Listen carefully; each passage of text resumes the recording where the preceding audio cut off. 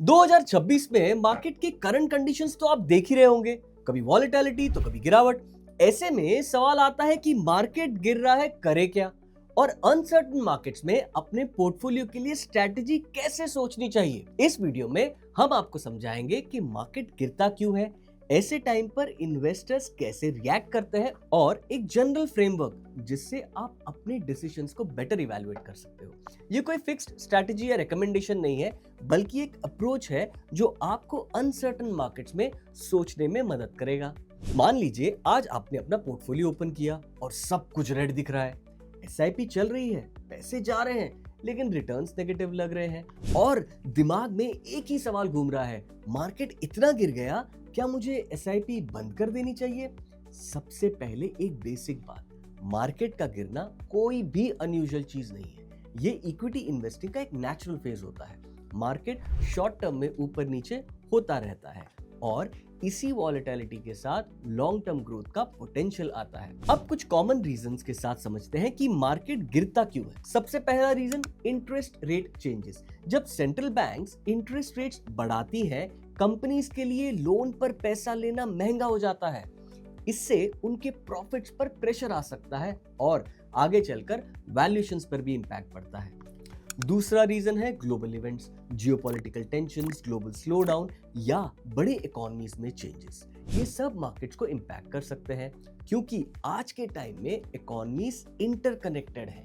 इसलिए दुनिया के किसी भी कोने में होने वाली बड़ी इवेंट का इफेक्ट इंडियन मार्केट पर भी दिख सकता है। तीसरा रीजन है ओवर वैल्यूएशन करेक्शन।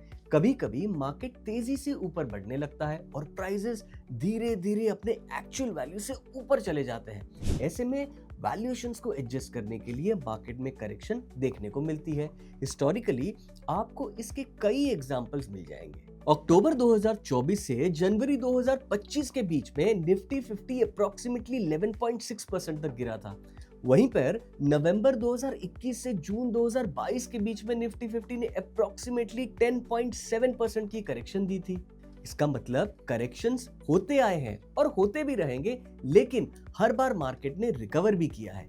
एक और इंपॉर्टेंट डेटा पॉइंट, निफ्टी 50 का 10 ईयर CAGR हिस्टोरिकली लगभग 11 से 13% के रेंज में रहा है और हिस्टोरिकल डेटा के बेसिस पर 7 साल या उससे ज्यादा के रोलिंग पीरियड्स में नेगेटिव रिटर्न्स का कोई भी इंस्टेंस नहीं देखा गया। लेकिन फ्यूचर में ऐसा हो, इसकी कोई गारंटी नहीं। आई नो ये सब बातें सुनने में तो ठीक है, लेकिन जब पोर्टफोलियो गिरता है ना, तब प्रॉब्लम सिर्फ मार्केट की नहीं होती, बल्कि हमारे रिएक्शन की होती है और ज्यादातर इन्वेस्टर्स के साथ यहाँ इमोशनल रिएक्शन होता है। यहीं पर अक्सर इन्वेस्टर्स के साथ एक गलती हो सकती है, शॉर्ट टर्म मूवमेंट को लॉन्ग टर्म प्रॉब्लम समझने लगते हैं। मार्केट का गिरना एक फेज हो सकता है, लेकिन हम उसे परमानेंट लॉस मानकर रिएक्ट कर देते हैं। असल रिस्क कभी कभी मार्केट की गिरावट नहीं होती, बल्कि उस गिरावट पर हमारा रिएक्शन होता है, क्योंकि शॉर्ट टर्म इमोशंस पे लिए गए डिसीजंस लॉन्ग टर्म आउटकम्स को इंपैक्ट कर सकते हैं। इसलिए इमोशन अलग और डिसीजन अलग होने चाहिए। तो फिर मार्केट गिरने पर करना क्या चाहिए? अब एक जनरल फ्रेमवर्क देखते हैं जो आपको अपनी सिचुएशन के हिसाब से डिसीजंस इवैल्यूएट करने में मदद कर सकता है। ये one size fits all approach नहीं है, हर इन्वेस्टर की सिचुएशन अलग होती है। सबसे पहला स्टेप है अपना गोल याद रखें। जब आपने म्यूचुअल फंड में इन्वेस्टमेंट शुरू की थी तो किस लिए की थी? क्या वो एक घर खरीदने के लिए था, रिटायरमेंट के लिए था या बच्चों की पढ़ाई के लिए था? अगर वो गोल 5 साल या उससे ज्यादा दूर है तो आज की शॉर्ट टर्म गिरावट उससे डायरेक्टली इफेक्ट नहीं करेगी। शॉर्ट टर्म वॉलेटिलिटी और लॉन्ग टर्म गोल को एक ही स्केल पर नहीं तोलना चाहिए। मार्केट अगर आज 10% गिरा है तो इसका मतलब ये नहीं है कि आपका 10 साल बाद का गोल खत्म हो गया। अगला स्टेप है असेट एलोकेशन चेक करो। एक बार अपना पोर्टफोलियो मिक्स देखो, कितना पैसा इक्विटी में है, कितना डेट में है और कितना हाइब्रिड में है। अगर आपका ज्यादा पैसा इक्विटी म्यूचुअल फंड्स में है तो नेचुरली ज्यादा वॉलेटिलिटी भी फील होगी। सेबी के म्यूचुअल फंड कैटेगरीज के according equity funds mainly stocks में इन्वेस्ट करते हैं जो मार्केट लिंक्ड होते हैं। डेट फंड्स गवर्नमेंट सिक्योरिटीज या कॉर्पोरेट बॉन्ड्स में इन्वेस्ट करते हैं जिनमें जनरली इक्विटी से वॉलेटिलिटी कम होती है। हाइब्रिड फंड्स दोनों का कॉम्बिनेशन होते हैं, तो आपको दोनों का बैलेंस मिल सकता है। तो पहला सवाल ये नहीं कि मार्केट क्यों गिरा, बल्कि ये है कि मेरा एलोकेशन मेरी रिस्क एपेटाइट के हिसाब से सही है या नहीं। तीसरा step, SIP strategy in falling market. अब आते हैं उस सवाल पर जो सबसे ज्यादा पूछा जाता है कि मार्केट गिर रहा है तो मुझे एसआईपी कंटिन्यू करनी चाहिए या बंद कर देनी चाहिए। एक कॉन्सेप्ट है जिसे हम रुपी कॉस्ट एवरेजिंग कहते हैं। अब ये काम कैसे करता है? जब आप एसआईपी के थ्रू एक फिक्स अमाउंट इन्वेस्ट करते हो, तो जब एनएवी ज्यादा होती है तो आपको कम यूनिट्स मिलते हैं, और जब एनएवी कम होती है मतलब मार्केट गिरा है तो आपको ज्यादा यूनिट्स मिलते हैं। इस पर हमने एक डिटेल्ड वीडियो ऑलरेडी बनाया है, लिंक मैं डिस्क्रिप्शन में डाल दूंगा, आप देखिएगा जरूर। अब एसआईपी रुपी कॉस्ट एवरेजिंग के थ्रू एक डिसिप्लिन्ड इन्वेस्टमेंट अप्रोच प्रोवाइड करता है। इन्वेस्टर को मार्केट टाइमिंग की चिंता नहीं करनी पड़ती। लेकिन एक इंपॉर्टेंट चीज ध्यान में रखिए, एसआईपी कंटिन्यू तब ही सही अप्रोच हो सकता है जब आपकी इनकम स्टेबल हो, इमरजेंसी फंड ऑलरेडी सेट हो और आपका गोल लॉन्ग टर्म हो।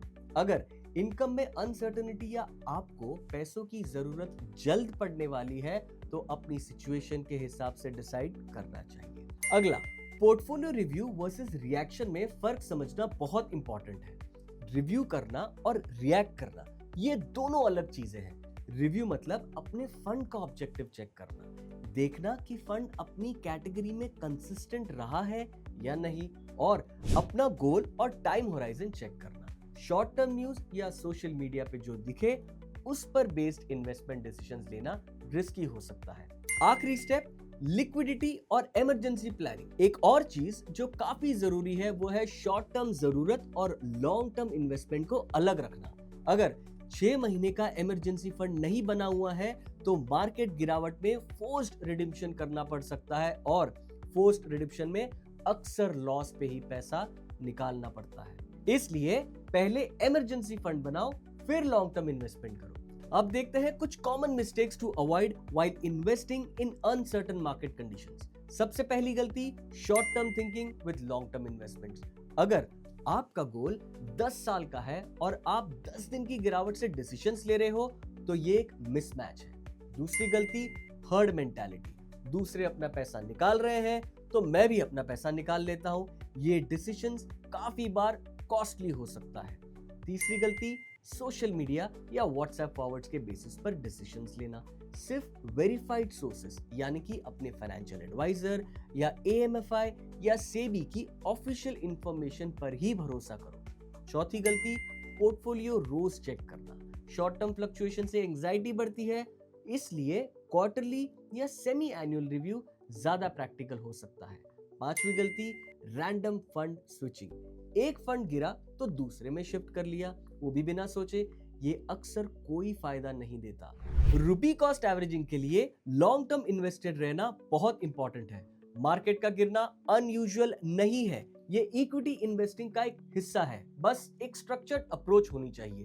एक स्ट्रक्चर्ड अप्रोच में क्या होना चाहिए? अपना इन्वेस्टमेंट गोल याद करो, अपना असेट एलोकेशन चेक करो, इमरजेंसी फंड अलग रखो। डिसीजंस डर से नहीं, गोल्स से लो। कोई एक फॉर्मूला नहीं है जो सबके लिए काम करे, क्योंकि हर इन्वेस्टर की फाइनेंशियल सिचुएशन अलग है, रिस्क एपेटाइट अलग है और गोल्स भी अलग है। प्रोसेस पे फोकस करो, शॉर्ट टर्म पोर्टफोलियो की गिरावट पर नहीं। और हाँ, कोई भी इन्वेस्टमेंट डिसीजन लेने से पहले अपने फाइनेंशियल एडवाइजर को जरूर कंसल्ट करना। म्यूचुअल फंड निवेश बाजार के जोखिमों के अधीन हैं। योजना से जुड़े सभी दस्तावेजों को ध्यान से पढ़ें।